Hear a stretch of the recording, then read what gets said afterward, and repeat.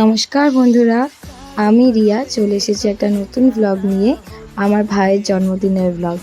আমার ভাইকে দুপুরবেলায় সুন্দর করে সব কিছু সাজিয়ে গুছিয়ে মা নিজে হাতে রান্না করে ভাইয়ের জন্য করেছিল সব কিছুই। তাই আমি ওকে সুন্দর করে পরিবেশন করেছিলাম। এখানে নানান রকম খাবার আমার ভাইকে দেওয়া হয়েছে, যেমন ভাত, 5 রকম ভাজা, আলু পোস্ত, ডাল, মাছ, চিকেন সব কিছুই দেওয়া হয়েছিল ওকে। ও কতটা খুশি তো দেখেই বুঝতে পারছো। মায়ের সাথে একটা ছবি তুলেছিল, তারপরে মা একটু ওকে পায়েস খাইয়ে দিয়েছিল। পায়েসটা সত্যিই মা দুর্দান্ত করেছিল, খুব ভালো হয়েছিল ভাইয়ের জন্মদিনে পায়েসটা। ভাইয়েরও খুব ভালো হয়েছিল, ভাই একটু লজ্জাও পাচ্ছিল। তারপরে আমি একটা ভাইকে খেতে খেতে একটা গোলাপ দিয়েছিলাম আচমকাই, ও একটু অবাকই হয়ে গেছিলো। তারপর এখানে সবার সাথে ফটো তুলেছিল। তারপর এটা হচ্ছে রাত্রিবেলায়, ও একটু বাইরে গেছিলো, তখন আমরা ওকে সবাই সারপ্রাইজ দিয়েছিলাম সুন্দর করে ঘরটাকে সাজিয়ে গুছিয়ে।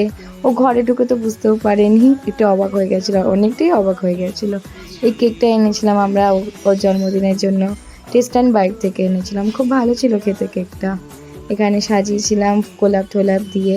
তারপরে আবার কিছু ছবি তোলার পালা, সুন্দর করে সব কিছু ছবি তুলেছিল। তারপরে এখানে হচ্ছে একটা হাসির মুহূর্ত তৈরি হয়েছিল। একটা এমনই ম্যাজিক ক্যান্ডেল এনেছিলাম যে বারবার জ্বলে উঠছিল, আর ফু দিয়ে নেভাতেই পারছিলাম না ওটাকে। যতবার জ্বলছে ততবারই নেভানোর চেষ্টা করছে, নিচ্ছে আর না কিছুতেই। তারপরে অবশেষে নিভেছে। তারপরে কেকটা কাটলো ও, আমাদের সবাইকে এক একে সবাইকে খাইয়ে দিয়েছিল কেকটা। সেটাও এখানেই আছে, দেখতে পাবে তোমরা একটু পরেই হয়তো।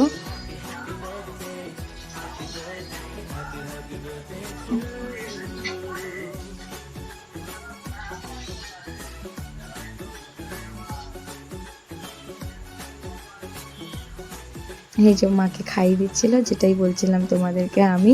তারপর এটা একটা ছোট্ট বোনও, ওকেও খাইয়ে দিয়েছিল।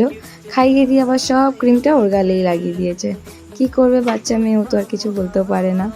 তাই তারপরে আমি একটু ভাইকে কেকটা খাইয়ে দিয়ে এখানেই সমাপ্ত করলাম আজকে ভিডিওটা।